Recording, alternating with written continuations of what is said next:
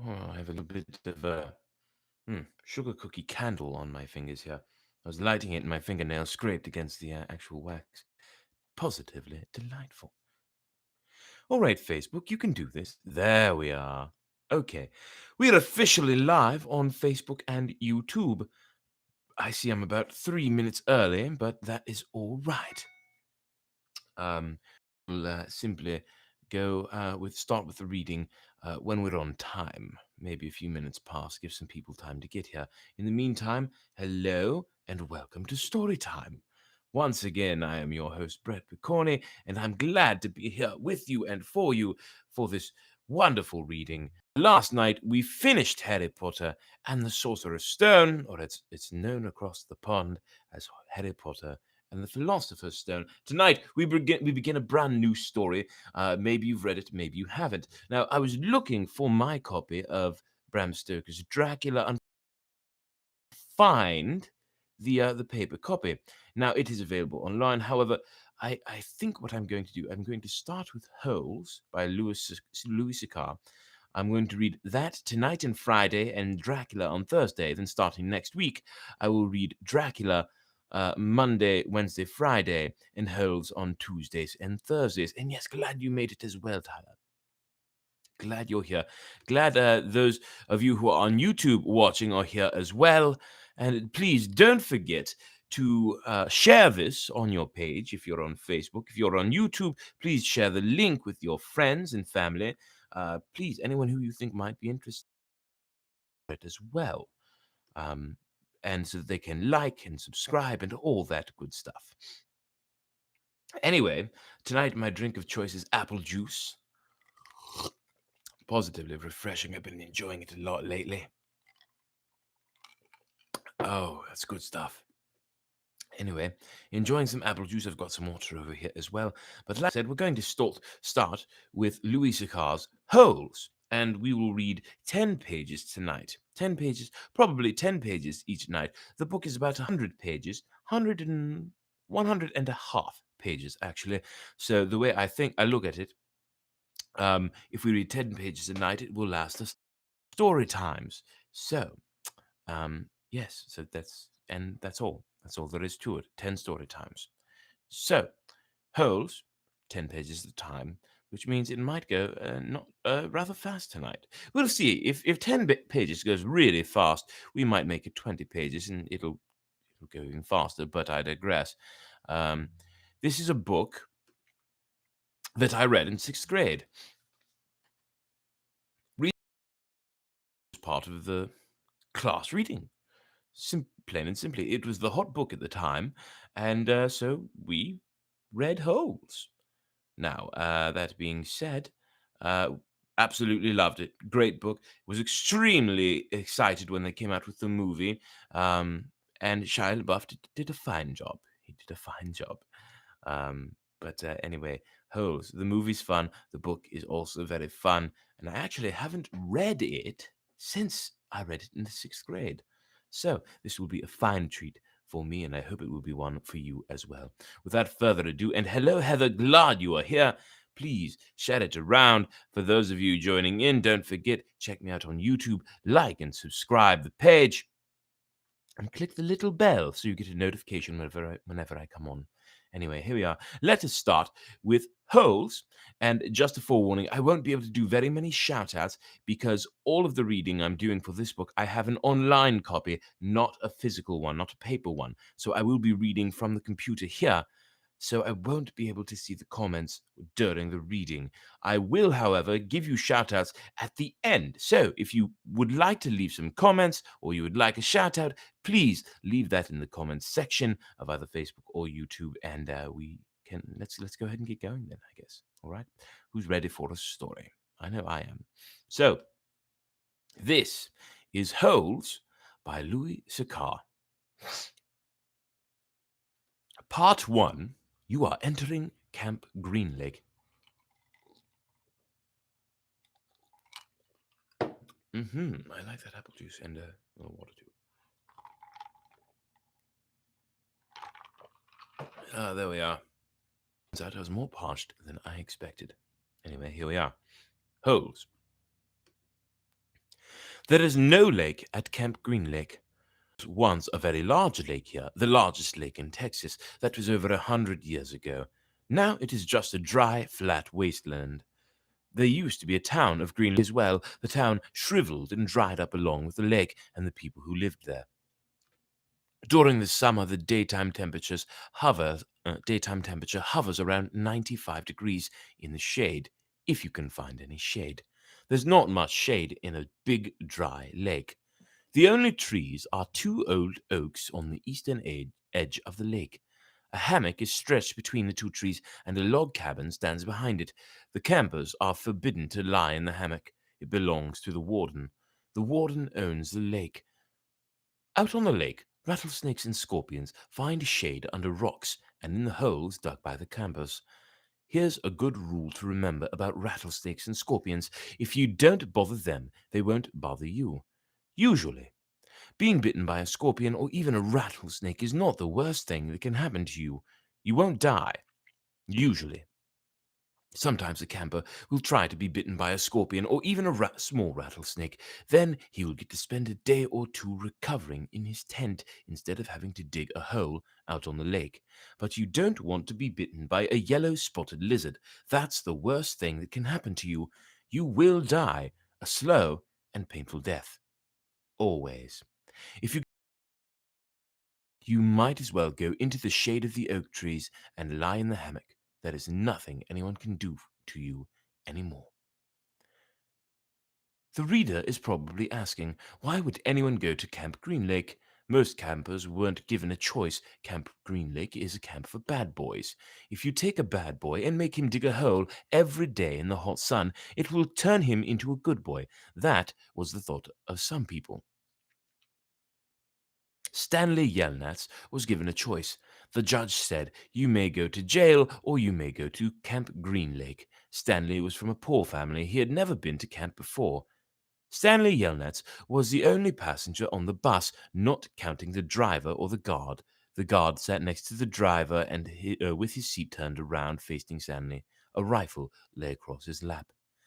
Stanley was sitting about 10 rows back, handcuffed to his armrest. His backpack lay on the seat next to him. It contained his toothbrush, toothpaste, and a box of stationery his mother had given him. He'd promised to write to her at least once a week. He looked out the window, although there wasn't much to see, mostly fields of hay and cotton. He was on a long bus ride to nowhere. The bus wasn't air conditioned, and the hot, heavy air was almost as stifling as the handcuffs. Stanley and his parents had tried to pretend that he was just going away to camp for a while, just like rich kids do. When Stanley was younger, he used to play with stuffed animals and pretend the animals were at camp. Camp fun and games, he called it. Sometimes he'd have them play soccer with a marble. Other times they'd run an obstacle course or go bungee jumping off a table, tied to broken rubber bands. Now Stanley tried to pretend he was going to Camp Fun and Games. Maybe he'd make some friends, he thought. At least he'd get to swim in the lake. He didn't have any friends at home. He was overweight, and the kids at his middle school often teased him about his size. Even his teachers sometimes made cruel comments about it without realizing it. On his last day of school, his math teacher, Mrs. Bell, taught ratios. As an example, she chose the heaviest kid in the class and uh, the lightest kid in the class and had them weigh themselves. Stanley weighed 3 times as much as the other boy. Mrs. Bell wrote the ratio on the board 3 to 1, unaware of how much embarrassment she had caused both of them. Stanley was arrested later that day. Oh my, Stanley, getting into trouble. He looked at the guard, who slumped in his seat, and wondered if he had fallen asleep. The guard was wearing sunglasses, so Stanley couldn't see his eyes. Oh, shut up. Stanley was not a bad kid. He was innocent of the crime for which he was convicted. He'd just been in the wrong place at the wrong time. It was all because of his no-good, dirty, rotten, pig-stealing great-grandmother. He smiled. It was a family joke. Whenever anything went wrong, they always blamed Stanley's no-good, dirty, rotten, pig-stealing great-great-grandmother. Supposedly, he had a great-great-grandfather, not grandmother, grandfather, He had a great-great-grandfather who had stolen a pig from a one-legged gypsy, and she put a curse on him and all his descendants. Stanley and his parents didn't believe in curses, of course, but whenever anything went wrong, it felt good to be able to blame someone. Things went wrong a lot. They always seemed to be in the wrong place at the wrong time. Just to make sure it's not anything important. So, he looked out the window. Okay, yes. He looked at the window at the vast emptiness. He watched the rise and fall of a telephone wire. In his mind, he could hear his father's gruff voice softly singing to him, if only the woodpecker sighs, the bark on the tree was just a little bit softer. While the wolf waits below, hungry and lonely, he cries to the moon, if only, if only. It was a song his father used to sing to him. The melody was sweet and sad, but Stanley's favorite part was when his father would howl the word moon. The bus hit a small bump, and the guard sat up instantly alert. Stanley's father was an inventor. To be a successful inventor, you need three things: intelligence, perseverance, and just a little bit of luck. Sorry. Stanley's father was smart and had a lot of perseverance. Once he started a project, he would work on it for years, often going days without sleep. He just never had any luck. Every time an experiment failed, Stanley could hear, could hear him cursing his dirty, rotten, pig-stealing great-grandfather. Oh, that dirty, rotten, pig-stealing great-grandfather. How dare he? Anyway, yes, hello to Jacqueline and hello to Mum. I see you both have joined as well. And hello, Shay, you've joined as well. Oh, you did, Jacqueline. That's wonderful. Um, I would love to hear that someday. I really would. Anyway, back to the story.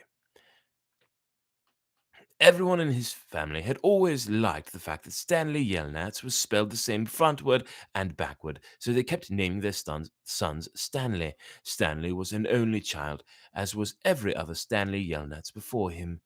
All of them had something else in common. Despite their awful luck, they always remained hopeful. As Stanley's father liked to say, I learned from failure. But perhaps that was part of the curse as well. If Stanley and his father weren't always hopeful, then it wouldn't hurt so much every time their hopes were crushed. I hear that. Cheers, Stanley and father. Ooh, apple juice.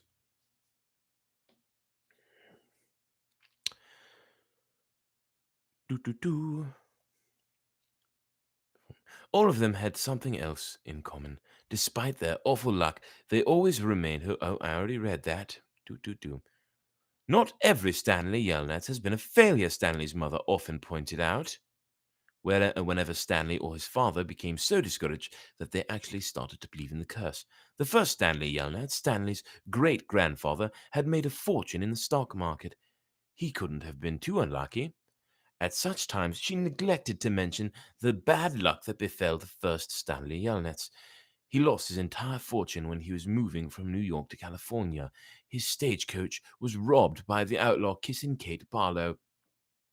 If it weren't for that, Stanley's family would now be living in a mansion on a beach in California. Instead, they were crammed in a tiny apartment that smelled of burning rubber and foot odor. If only, if only.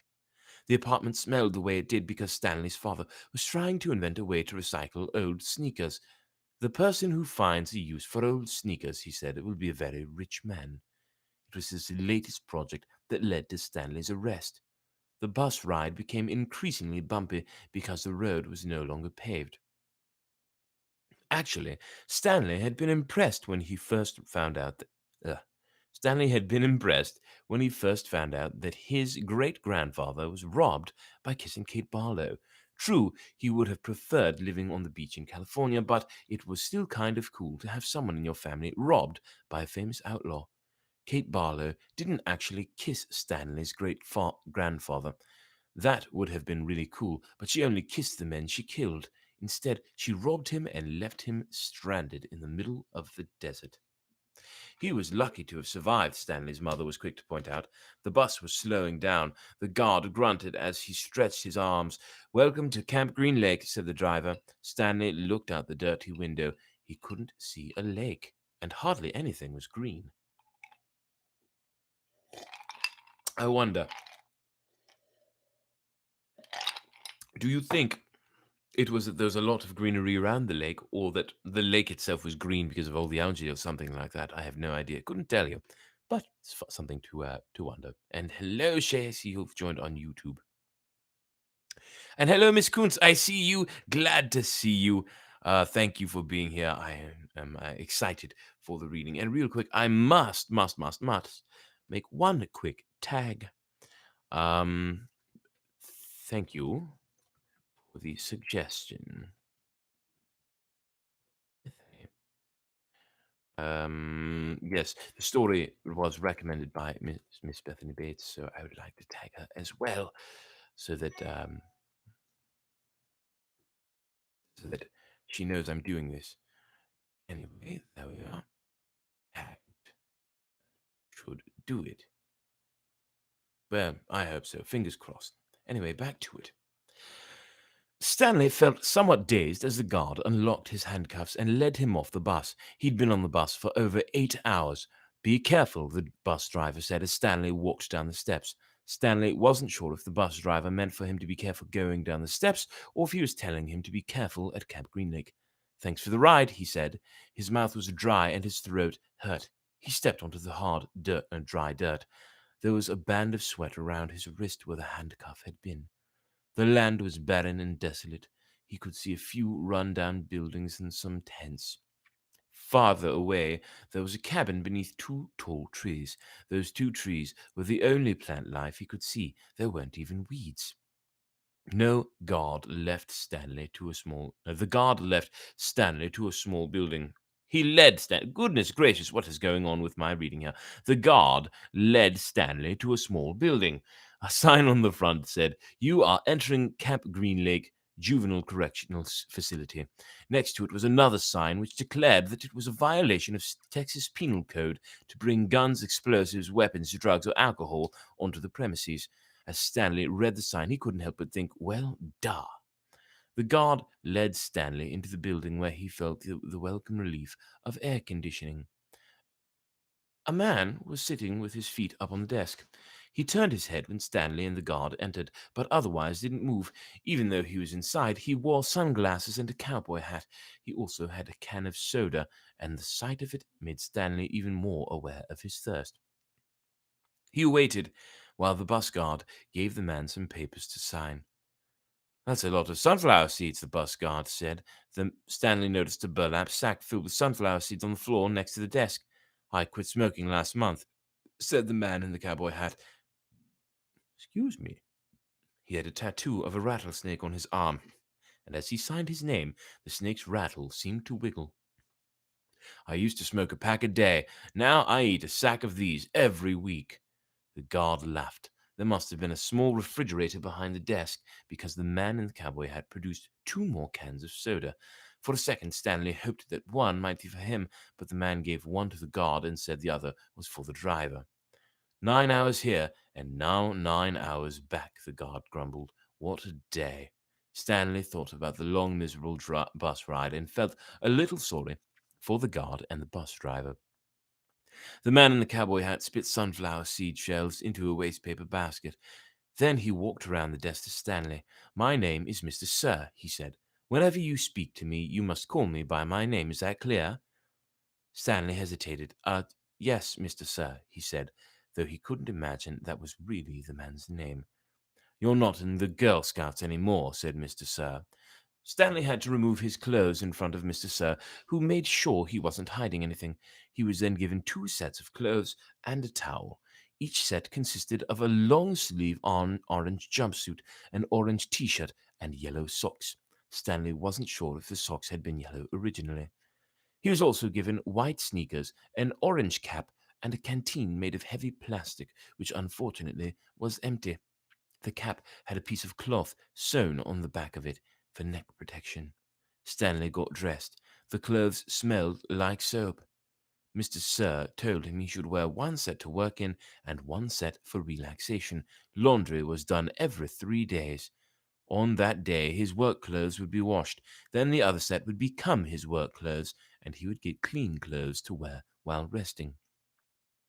You are to dig one hole every day, including Saturdays and Sundays. Each hole must be 5 feet deep and 5 feet across in every direction. Your shovel is your measuring stick. Breakfast is served at 4:30. Stanley must have looked surprised because Mr. Sir went on to explain that they started early to avoid the hottest part of the day. No one is going to babysit you, he added. The longer it takes you to dig, the longer you will be out in the sun. If you dig up anything interesting, you are to report it to me or any other counselor. When you finish, the rest of the day is yours. Stanley nodded to show he understood.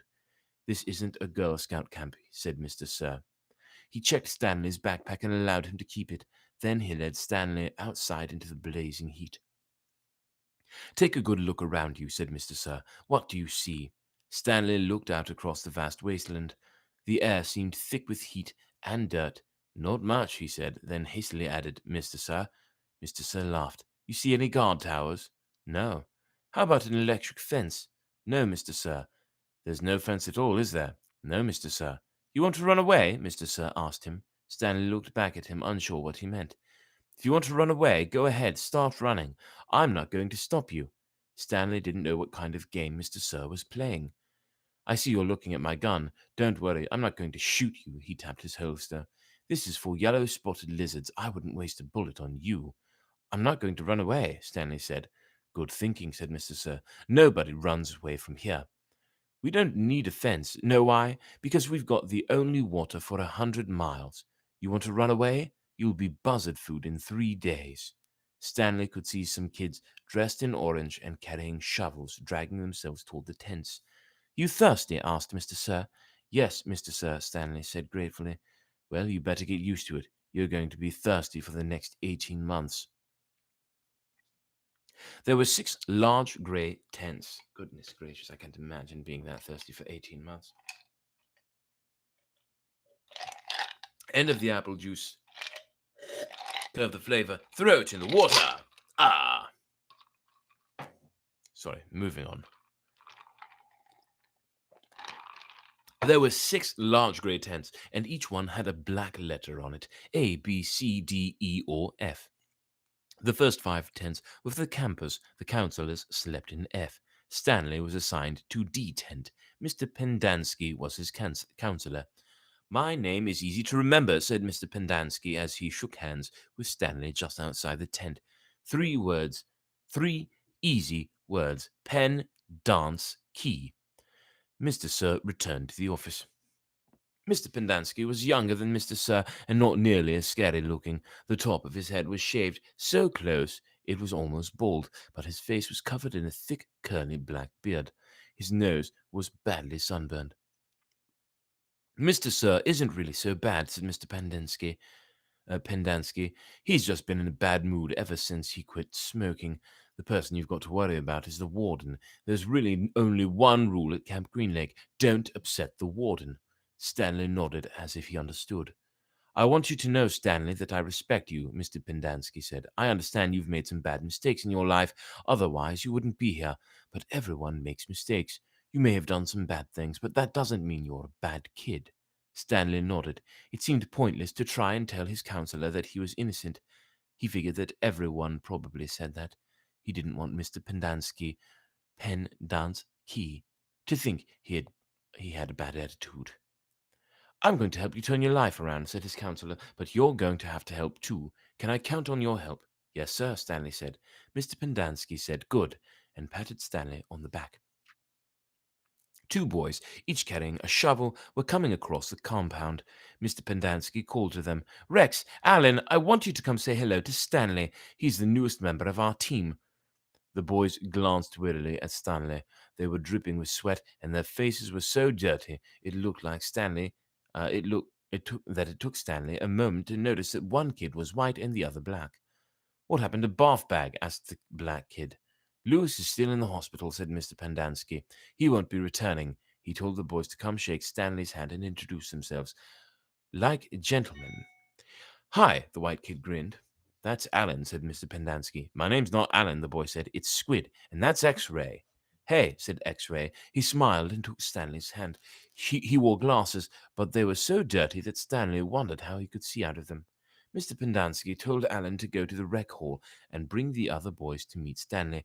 Then he led them inside the tent.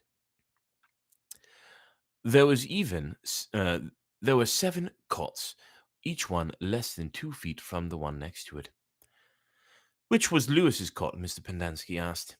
Bathbag slept here, said X-Ray, kicking at one of the beds. All right, Stanley, that'll be yours, said Mr. Pendanski. Stanley looked at the cot and nodded. He wasn't particularly thrilled about sleeping in the same cot that had been used by somebody named Bathbag. 7 crates were stacked in 2 piles at one side of the tent. The open end of the crates faced outward. Stanley put his backpack, change of clothes, and towel in what used to be Bathbag's crate. It was at the bottom of the stack that had 3 in it. It was at the bottom of the stack that had 3 in it. Squid returned with 4 other boys. The 3 first were introduced by Mr. Pendanski as Jose, Theodore, and Ricky. They called themselves Magnet, Armpit, and Zigzag. They all have nicknames, explained Mr. Pendanski. However, I prefer to use the names the parents gave them. The names that society will recognize them by when they return to become useful and hard-working members of society. It ain't just nicknames, X-Ray told Mr. Pendanski. He tapped the rim of his glasses. I can see inside you, Mom. You've got a big, fat heart. The last boy either didn't have a real name or else he didn't have a nickname. Both Mr. Pendanski and X-Ray called him Zero. You know why his name's Zero? Asked Mr. Pendanski. Because there's nothing inside his head. He smiled and playfully shook Zero's shoulder. Zero said nothing. And that's Mom, a boy said. Mr. Pendanski smiled at him. If it makes you feel any better to call me Mom, Theodore, go ahead and call me Mom. He turned to Stanley. If you have questions, Theodore will help you. You got that, Theodore? I'm depending on you. Theodore spit a thin line of saliva between his teeth, causing some of the other boys to complain about the need to keep their home sanitary. You were all new here once, said Mr. Pendanski, and you all know what it feels like. I'm counting on every one of you to help Stanley. Stanley looked at the ground. Mr. Pendanski left the tent. Oh, my neck. And soon the other boys began to file out as well, taking their towels and changes of clothes with them. Stanley was relieved to be left alone, but he was so thirsty he felt as if he would die if he didn't get something to drink soon. Hey, Theodore, he said, going after him. Do you know where I can fill my canteen? Theodore whirled and grabbed Stanley by his collar. My name's not Theodore, he said. It's Armpit. He threw Stanley to the ground. Stanley stared up at him, terrified. There's a water spigot on the wall of the shower stall. Thanks, Armpit, said Stanley. As he watched the boy turn and walk away, he couldn't for the life of him figure out why anyone would want to be called Armpit. In a way, it made him feel a little better about having to sleep in a cot that had been used by somebody named Bathbag. Maybe it was a term of respect. Stanley took a shower, if you could call it that, ate dinner, if you could call it that, and went to bed, if you could call his smelly and scratchy cot a bed. Because of the scarcity of water, each camper was only allowed a 4-minute shower. It took Stanley nearly that long to get used to the cold water. There was no knob for hot water. He kept stepping into, then jumping back from, the spray until the water shut off automatically. He never managed to use his bar of soap, which was just as well because he wouldn't have had time to rinse off the suds. Dinner was some kind of stewed meat and vegetables. The meat was brown, and the vegetables had once been green. Everything tasted pretty much the same. He ate it all and used his slice of white bread to mop up the juice. Stanley had never been one to leave food on his plate, no matter how it tasted. What did you do? One of the campers asked him. At first, Stanley didn't know what he meant. They sent you here for a reason. Oh, he realized. I stole a pair of shoes. I stole a pair of sneakers. The other boys thought that was funny. Stanley wasn't sure why. Maybe because their crimes were a lot worse than stealing shoes.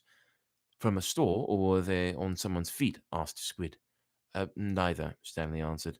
They belonged to Clyde Livingston. Nobody believed him.